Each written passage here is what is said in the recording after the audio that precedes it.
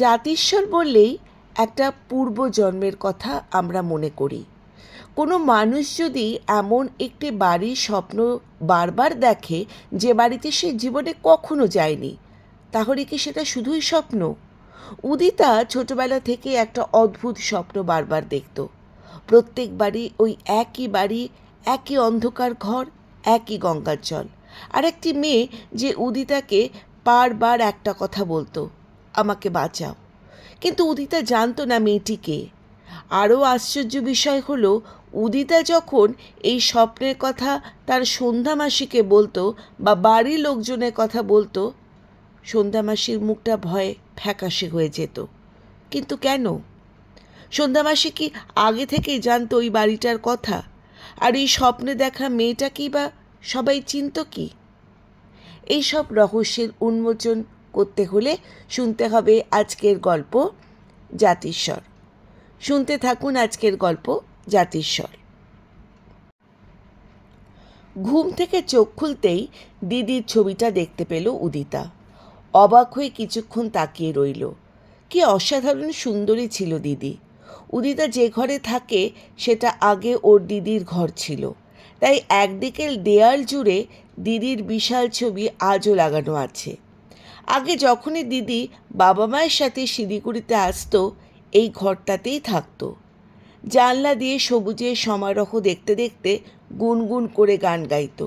ভীষণ নরম মনের দিদি ছিল। সে দিদি কিভাবে যে নিজের শরীরটাকে আগুনের লেলিহান শিখায় সঁপে দিয়েছিল। দিদির সুন্দর মুখটা আগুনে পুড়ে বিভৎস হয়ে গিয়েছিল। তখন মা বাবা দিদিকে নিয়ে কলকাতায় থাকতো। গঙ্গার ধারে সুন্দর দোতলা বাড়িটা দিদির খুব পছন্দের ছিল।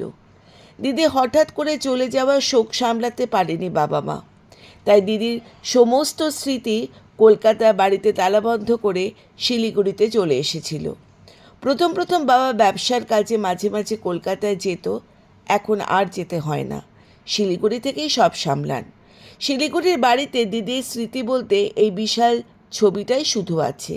মা এই ছবিটা সরিয়ে দিতে চেয়েছিলেন, কিন্তু বাবা বলেছিল, যে মেয়েটা তোমার মনে সবটুকু জুড়ে রয়েছে, যদি পারো তো মন থেকে তাকে সরিয়ে দাও।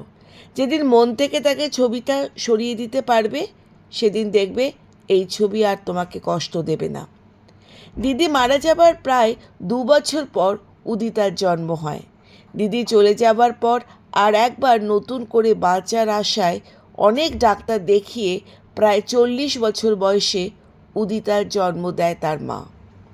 তারপর উদিতার নরম কোমল স্পর্শ আধো আধো বলে একটু একটু করে বুকের ভিতর জমে থাকা কষ্টটাকে গলিয়ে দিয়েছিল। ধীরে ধীরে বড় হয়ে উঠেছে উদিতা। স্কুলের গণ্ডি পেরিয়ে কলেজে ভর্তি হয়েছে। বাবা মা উদিতাকে নিয়ে জীবনের যে নতুন বীজ পুঁতেছিলেন, আজ তা ফুলে ফলে পরিপূর্ণ হয়ে উঠেছে। উদিতা বেশ ছটফটে। পড়াশোনা গান বাজনা সবেতেই বেশ ভালো। বাড়িতে সবসময় সবাইকে মাতিয়ে রাখে। অবশ্য বাড়িতে মানুষ বলতে 4 জন: উদিতা, মা বাবা আর সন্ধ্যা মাসি। ছোটবেলা থেকে উদিতাকে কোলে পিঠে করে মানুষ করেছে। দিদিকেও মানুষ করেছিল এই সন্ধ্যা মাসি। মায়ের কাছে শুনেছে, দিদির সঙ্গে সারা শরীরে যখন দাউ দাউ করে আগুন জ্বলছিল, তখন সেও তার নিজের জীবন বিপন্ন করে বাঁচাতে গিয়েছিল। একটা বিছানার চাদর দিয়ে দিদিকে জড়িয়ে ধরেছিল। আগুনে সন্ধ্যামাসির মুখের অনেকটাই ঝলসে গিয়েছিল। প্রায় 3 মাস হাসপাতালে থাকার পর সুস্থ হয়ে বাড়ি ফিরেছিল। কিন্তু দিদির মৃত্যুর স্মৃতি আজও মুখের একপাশে বয়ে নিয়ে বেড়াচ্ছে। আগুনে সন্ধ্যামাসির একটা চোখ প্রায় নষ্ট হয়ে গিয়েছে। দিদির মৃত্যুর মানসিক ও শারীরিক আঘাত সহ্য করতে পারেনি, বোবাও হয়ে গিয়েছে। এখনও সবার আড়ালে দিদির ছবির সামনে দাঁড়িয়ে কাঁদে। উদিতার মাঝে মাঝে মনে হয়, সন্ধ্যামাসি দিদিকে বোধহয় মায়ের থেকেও বেশি ভালোবাসত। তাই মা অনেকটা স্বাভাবিক হয়ে গেলেও সন্ধ্যামাসি আজও নির্বাক জল ভরা চোখে দিদির ছবির দিকে তাকিয়ে থাকে। উদিতা যখনই সন্ধ্যামাসির পোড়া মুখের দিকে তাকায়, কেন জানি ভীষণ রাগ হয়। কেন রাগ হয়, কেন মনে হয় এইরকম? সন্ধ্যামাসির নিষ্ঠুরতা? উদিতা ঠিক বুঝতে পারে না।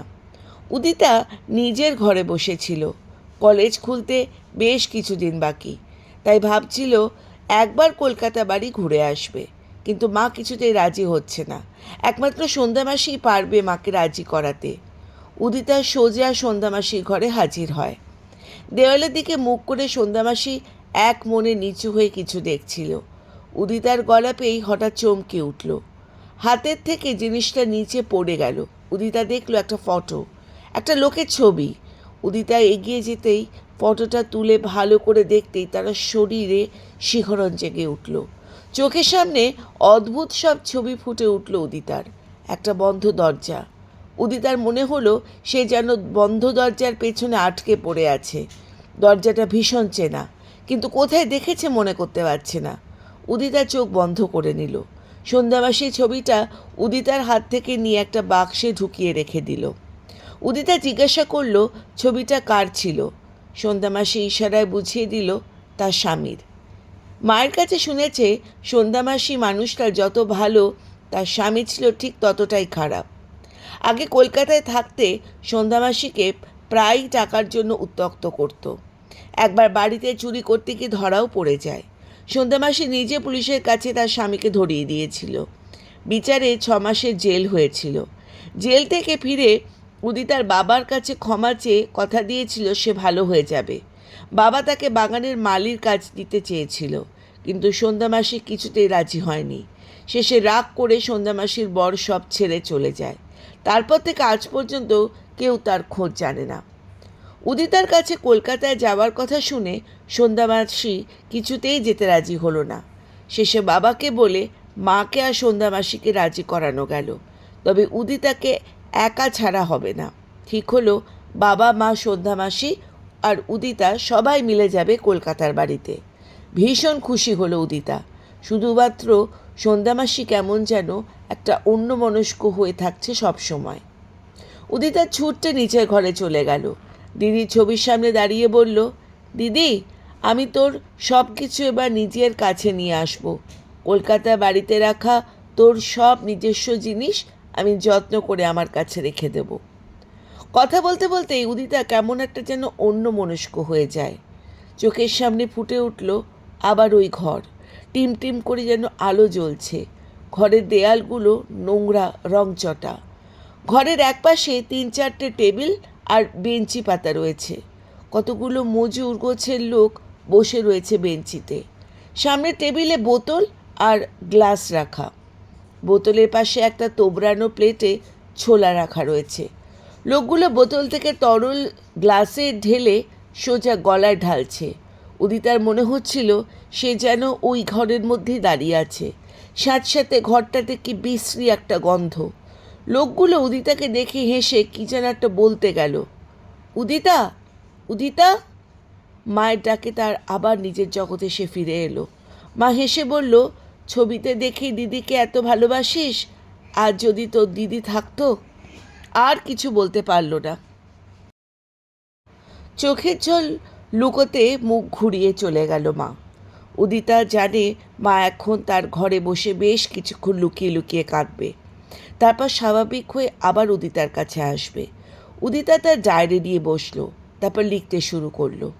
আজ আবার সেই বন্ধ দরজাটা দেখতে পেলাম। এ নিয়ে 3বার দেখলাম দরজাটা।